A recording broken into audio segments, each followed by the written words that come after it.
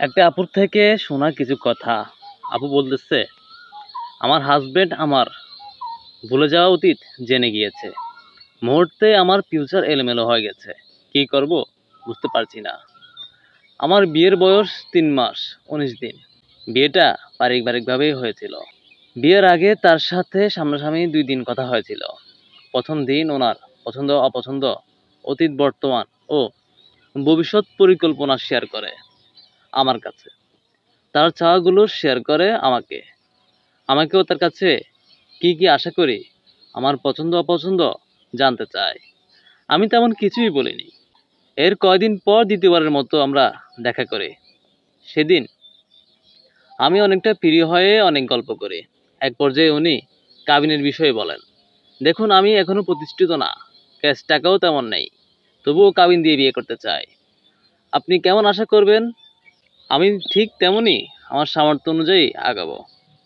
আমি বলি, এটা আমার ফ্যামিলির সাথে কথা বলুন। উনি রিকোয়েস্ট করে আমার কাছে জানতে চায়। তো আমি বলি আমার বান্ধবীর ৫ লক্ষ টাকা দিয়ে কাবিন হয়েছে। এরপর অনেক প্রসঙ্গে কথা হয়। এক পর্যায়ে উনি বলে, আমার একটা কন্ডিশনাল চাহিদা আছে, এটাকে ইনস্টলিং মনে করবেন না। আমি চাই না বিয়ের পর এটা নিয়ে ঝামেলা হোক। অনুমতি দিলে বলে, আগে আমি একজন নিট অ্যান্ড ক্লিন মেয়ে খুঁজছি। আপনি যদি এমন কেউ না হয়ে থাকেন প্রশ্নটা স্কিপ করতে পারেন। আমি অন্য কারণ দেখিয়ে বিয়েটা ভেঙে দেব। উনি বিভক্ত একটি দেশে রেসিডেন্ট, কথাবার্তা অনেক স্মার্ট আর উদার মনের। তো স্বাভাবিকভাবে আমি মিথ্যে বলছি যে আমি কোনো ধরনের সম্পর্কে জড়াইনি। উনিও স্বস্তির নিঃশ্বাস পেলে কনভারসেশন শেষ করলেন। যথারীতি বিয়েটা হলো। যদিও বা কাবিন নিয়ে আব্বু একটু ঝামেলা করছিল। তো ৪ দিন পর আমাদের মাঝে সম্পর্ক হলো। কিন্তু ব্লাডিং না হওয়ায় ওনাকে কিছুটা চিন্তিত মনে হলো। আমাকে কিছু বুঝতে দেয়নি। তবে সে তখন থেকে লোক নিয়োগ দিয়ে আমার কলেজে আর এলাকার অনেক টাকা উড়িয়েছে। অবশেষে গত ৮ তারিখে আমাদের খুব কাছের এক বান্ধবীর কাছ থেকে অতীত সম্বন্ধে জেনে গিয়েছে। এদিকে সে স্পাউস ভিসার জন্য আমার পাসপোর্ট রেডি করছিলেন, আর আমি সন্তান সম্ভবা হয়ে পড়ছিলাম। এই অবস্থায় সেদিন আমাকে উনি চেয়ারে বসিয়ে উনি হাঁটুতে ভর দিয়ে আমার সামনে বসে আমার দুহাত একসাথ করে উনি আমার হাঁটুর উপরে রাখলেন। বললেন, আজ কোনো ইমোশন আর মিথ্যে কাজে আসবে না। আমাদের তিনজনের যদি ভালো চাও সত্য বলবা। আমি তখন কান্নায় কথা বলতে পারছিলাম না। উনিও হাল ছাড়ে না। পরে আস্তে আস্তে আমি সব বললাম এবং এটাও এক্সপ্লেন করলাম কেন এটা করছি। ওনার প্রতি ভালোবাসা, অনুভূতি, মায়া সব বুঝলাম।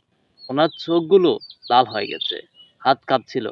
আমার হাত তখনও ছাড়েনি। শেষে উনি বললেন, জীবনে আমার সাথে ছোট বড় অনেকেই ইনজাস্টিস হয়েছে, এর অধিকাংশ মাফ করে দিয়েছি। কারণ মহাত্মা গান্ধীর আইডিওলজি আমাকে প্রভাবিত করে। কিন্তু আমার একটা খারাপ অভ্যাস হচ্ছে, কথাটা উনি ইংরেজিতে বলেন, যার অর্থ কিছুটা এরকম, যে অন্যায়গুলো মাফ করতে পারি না সেগুলো কোনোদিন বলি না।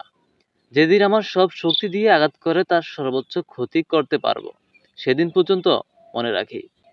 এরপর কান্নায় সেদিন আর কথা হয়নি। উনি ঘুমিয়ে যায়। আমি সারা রাত সে চেয়ারে বসে কাটিয়ে দিই। পরদিন থেকেই উনি স্বাভাবিক আচরণ করছে, কিন্তু আমার ভিতরে শেষ হয়ে যাচ্ছি। প্রতিদিন কান্না করি, তার কাছে মাপ চাওয়ার সুযোগও পাচ্ছি না। এই প্রসঙ্গে কথা বলতে গেলে বলে, সেদিন রাতে যা হয়েছে বাদ দাও, ফরগেট ইট। আগে তাকে নাম ধরে ডাকতাম, তুমি বলে সম্বোধন করতাম। এখন আর আগের মতো বিহেভিয়ার আসে না। কথা বলতে গেলে জড়তা চলে আসে। সব সময় ভয়ে থাকি, কখন কি হয়। তার বাবা নেই, সে বড় ছেলে, তার ফ্যামিলির সব সিদ্ধান্ত তার কথাই শেষ কথা। যদিও যে কোনো বিষয়ে সিদ্ধান্ত নেওয়ার আগে ফ্যামিলির সবাইকে ডেকে সবার মতামত চায়। তার পত্নী হিসেবে আমাকেও সবাই অনেকে সমীহ করে চলে। আশেপাশের মানুষজন খুব ভালো। মোট কথা হাজবেন্ডের চেয়ে তার পরিবারের প্রেমে বেশি পড়ে গেছি। আমি চাই না সংসারটা হারাতে। আমি বলছে এর আগের সময়ে মানুষ কত কিছুই না বলে, কিচ্ছু করবে না। কিন্তু আমি ওনার সেদিনের শেষ কথাটা কিছুতেই বলতে পারছি না। মনে হচ্ছে উনি আমাকে এমন সময় ত্যাগ করবে যখন আমার যাওয়ার রাস্তা থাকবে না, নাকি অন্যভাবে ক্ষতি করবে তাও ভাবছি। গতকাল সে চলে গেছে অনেক দূরের রাস্তায়। ৩টা ট্রানজিট আছে, তাই এখনো হয়তো কোনো ফ্লাইটে বা এয়ারপোর্টে বসে আছে। আমার পাসপোর্ট কি করছে কিচ্ছু বলা যায়নি। যাই হোক, এই ঘটনাগুলো আমার আম্মু আর হাজবেন্ড এর কয়েকজন স্থানীয় বন্ধু ছাড়া কেউ জানে না। এই মুহূর্তে আমার কি করা উচিত বুঝতে পারছি না। আর এই কয়দিন আমি খুবই অসুস্থ হয়ে গেছি। আমার বাচ্চাটার কি হবে তা নিয়ে ভাবছি। ওভার থিংকিং আমায় শেষ করে দিচ্ছে। নাম প্রকাশে অনিচ্ছুক আপুটি। বর্তমানে আমাদের সমাজে এমন অনেক মেয়ে আছে যারা নিজেদের ভালোবাসা প্রকাশের জন্য যে আত্মসম্মান বোধটুকু বিক্রি করে দেয়। এমন মেয়ে খুঁজলে আপনি পাবেন না শতে ১০ জন যে নিজের সতীত্ব বজায় রাখতে পারছে। আল্লাহ পাক আমাদের বোনদেরকে হেদায়েত দান করুক, সৎ পথে চলার তৌফিক দান করুক।